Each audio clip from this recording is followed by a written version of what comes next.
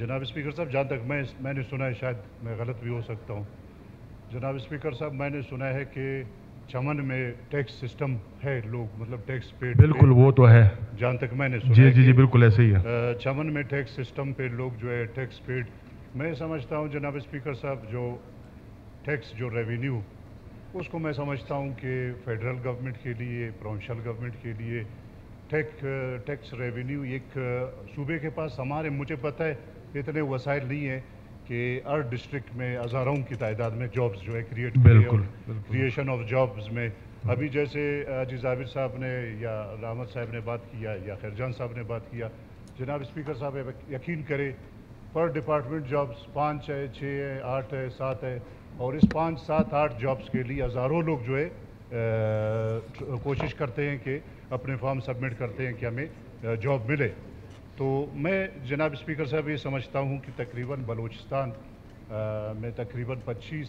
से 30 लाख लोग जो है मुंसलिक इस बार्डर बिज़नेस पे, बार्डर कारोबार पे मुंसलिक थे।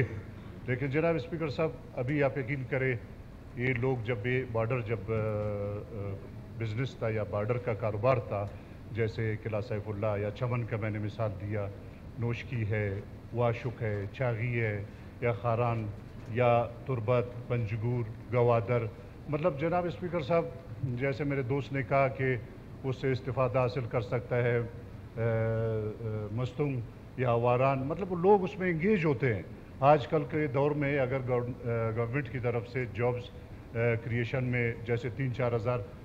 पिछले हमारे बजट में जॉब्स क्रिएट किए गए, तो फिर वो 3-4 हज़ार पूरे अगर बलूचिस्तान लेवल पे आप उसको डिस्ट्रीब्यूट कर दें, मैं समझता हूँ कि मेरे ख्याल में पर डिस्ट्रिक्ट में अगर जॉब्स आते हैं तो 50-100 लोग के एक साल में 50-100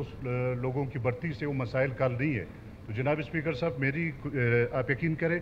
मैं आपको एक मिसाल दूंगा। मुझे किसी बंदे ने कहा जो इस बॉर्डर बिजनेस बॉर्डर के साथ मुंसलिक था, चूँकि अभी बॉर्डर का कारोबार बंद है, आप यकीन करें जनाब स्पीकर साहब, पंजाब में, सिंध में, KPK में 15 से 20 हज़ार ऐसे जो बलूचिस्तान के स्टूडेंट थे जो पढ़ते थे, वो स्टूडेंट वापस अपने घरों को आना वापस हो गए हैं कि उनके पेरेंट्स जो है वो फ़ीस सबमिट नहीं कर सकते हैं। क्योंकि पहले एक बॉर्डर का काम चलता था, अगर कोई टायर लाता था या कोई छोटा मोटा अपना काम करता था बॉर्डर से, या कपड़े की शक्ल में या टायर की शक्ल में, जो जायज़ कारोबार है, हम नाजायज़ कारोबार की फेवर नहीं करेंगे, जो जायज़ बॉर्डर पे बसने वाले लोग हैं, आप यकीन करें ऐसे 15-20 हज़ार स्टूडेंट्स जो पढ़ते थे उसमें सिंध में या पंजाब में या KPK में, अभी उनकी फ़ीस, उनकी जो है पेरेंट्स वो अफोर्ड नहीं कर सकते, वो बच्चे वापस बैक हो रहे हैं। तो मेरी रिक्वेस्ट ये है आपसे सर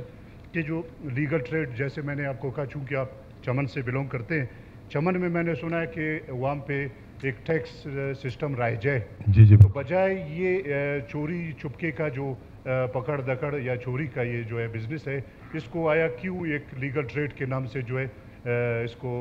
स्टार्ट ना किया जाए। उससे जो है फ़ायदा हमारा सूबा भी उठा सकता है, सूबा जो है बलूचिस्तान हमारा, उसकी रेवेन्यू बढ़ सकती है, और इससे फेडरल को भी फ़ायदा हो सकता है। तो मेरी रिक्वेस्ट ये है जनाब स्पीकर साहब कि